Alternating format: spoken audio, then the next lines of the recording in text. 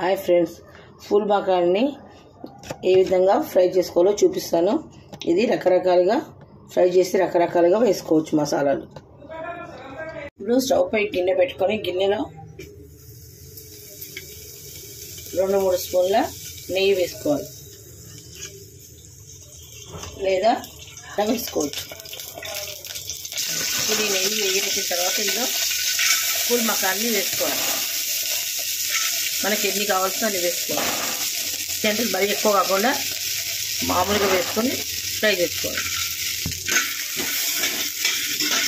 ఇది చాలా healthy food. ఇవి తామర పువ్వు కాడల నుంచి అడుగులో వస్తాయి. దీన్ని కొలంలోంచి నీటి అడుగు భాగాల నుంచి తీస్తారు. తెల్లగా ఉన్నాయి, కొద్దిగా కలర్ మారుతాయి. అప్పుడు వీటిని తీసి వేరే ప్లేట్లోకి తీసుకోవాలి.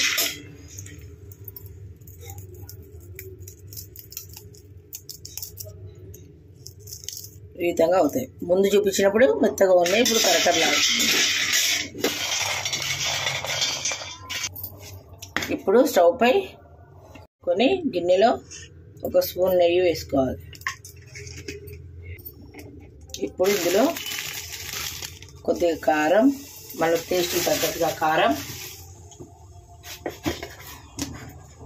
కొంచెం ఉప్పు, కొద్దిగా పసుపు వేసుకొని ముందుగానే ఫ్రై చేసి పెట్టుకున్నటువంటి మకానీల్ని ఇందులో వేసుకోవాలి. మళ్ళీ వీటిని ఫ్రై చేసుకోవాలి.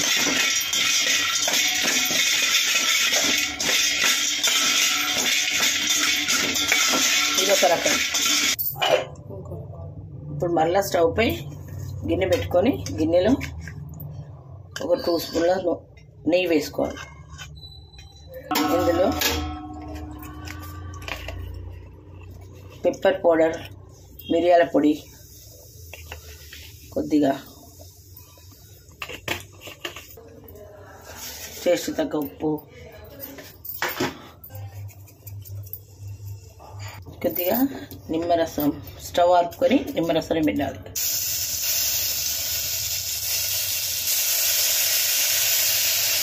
ఉన్నటువంటి మకాన్ని ఇది మసాలా మకానా, ఇది కారపొడి మసాలా మకానా, ఇది పెప్పర్ పౌడర్, నిమ్మకాయ మసాలా మకానా.